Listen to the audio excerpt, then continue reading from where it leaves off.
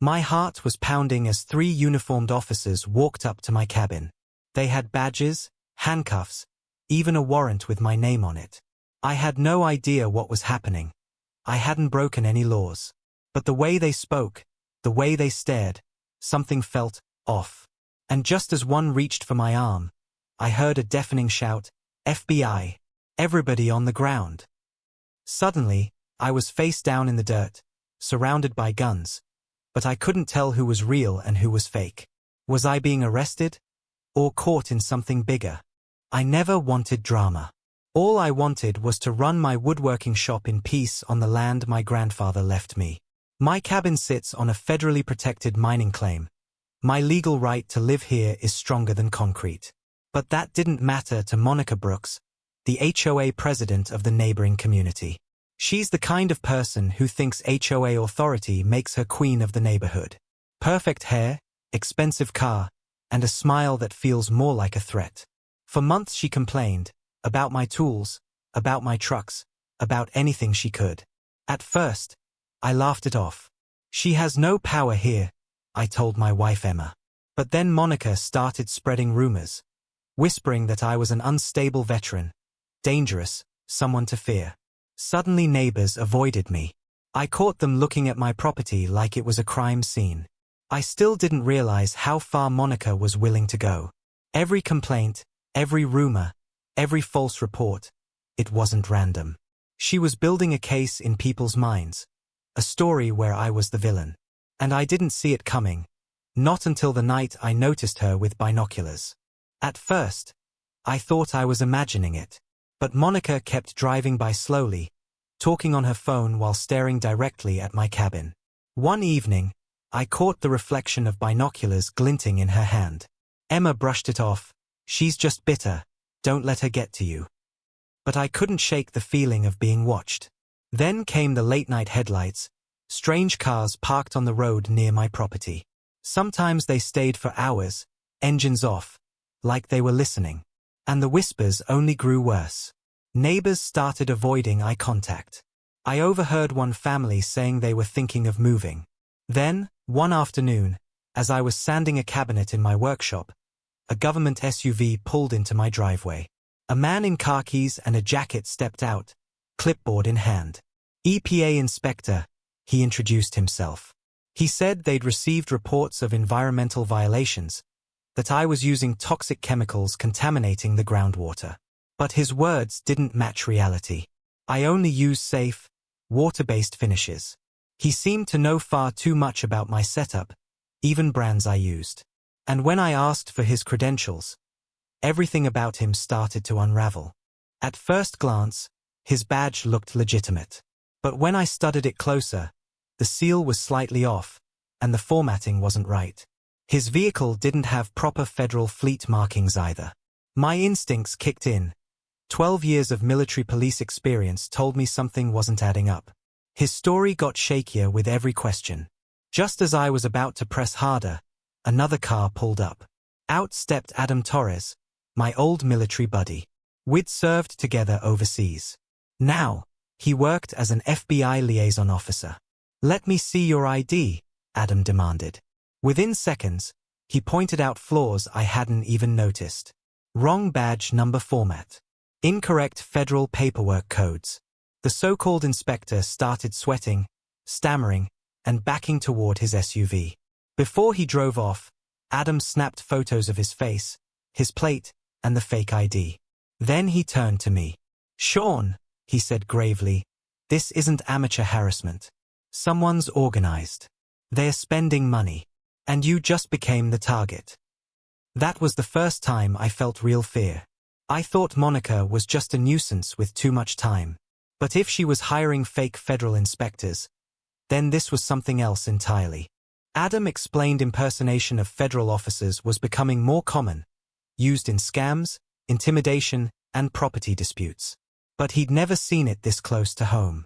"Sean, your federal land makes you both untouchable and a target," Adam said. "Monica can't kick you out legally, so she's trying to scare you out." Emma was furious. She's spreading lies about his mental health, and now this. Adam leaned in. I can set up an FBI training exercise right here on your land. Real agents. Real credentials. If Monica tries another stunt, she'll walk straight into a federal operation. At first, it sounded insane. But the more I thought about it, the more it made sense. Monica wanted me gone. She'd escalated from rumors to impersonators. What would stop her from sending fake police next time? So, I agreed. Adam said he'd arrange everything. FBI trainers would stage anti-impersonation drills using my property. Neighbors would see real federal agents here. Monica's lies would collapse. I didn't know it then, but agreeing to Adam's plan set the stage for one of the most terrifying days of my life. Because when the FBI showed up, the trap was already waiting for me. The following week, my cabin looked like a movie set. Black SUVs, agents in tactical gear, surveillance equipment hidden in the trees. Adam assured me it was all official, all controlled. Your job is to act normal, Adam told me. If anyone shows up pretending to be federal agents, don't engage. Just signal us. For days, I barely slept. Every creak in the woods, every car engine outside made me jump. Emma tried to stay calm, but I could see the worry in her eyes. The morning of the exercise felt surreal. I drank coffee on my porch while actual FBI agents moved quietly in the background. It felt like my home wasn't mine anymore, but a battlefield. By early afternoon, nothing had happened. Part of me hoped maybe Monica had given up. But Adam's words echoed in my head. Desperate people do desperate things. At exactly 2 p.m., I spotted them. 3 men in crisp police uniforms marching toward my door, warrant in hand. Their confidence was chilling. I took a deep breath. This was it. Either they were actors, or I was about to be arrested on my own land. Sir, you're under arrest for environmental crimes and illegal weapons possession, one officer announced, holding up papers. For a moment, I almost believed them. Their uniforms were perfect. Their warrant looked real. They even read me my rights. But something was slightly off. The Miranda warning wasn't word for word correct. I stalled. Can I see your ID cards more closely? My hands shook as I held the documents. They looked convincing, but Adam had warned me. The devil is in the details. That's when it happened. From every direction, real FBI agents swarmed, weapons raised. FBI! Everyone on the ground. Chaos exploded. I was shoved face down on my porch, real steel cuffs biting my wrists. The fake cops dropped their act, screaming, "We're just actors. We were hired for training." My brain spun. Why were FBI agents aiming at me too? Where was Adam? He was supposed to clear this up. I turned my head and saw him, standing calmly next to the lead FBI agent, not defending me, not explaining, just watching, with a cold, unreadable expression. That's when dread hit me. Maybe I wasn't the target. Maybe I was the trap. The fake officers begged the FBI to check their contracts. They truly thought this was a training exercise. Agent Rachel Stone, the lead FBI trainer, looked furious and confused. "Adam, explain this," she demanded.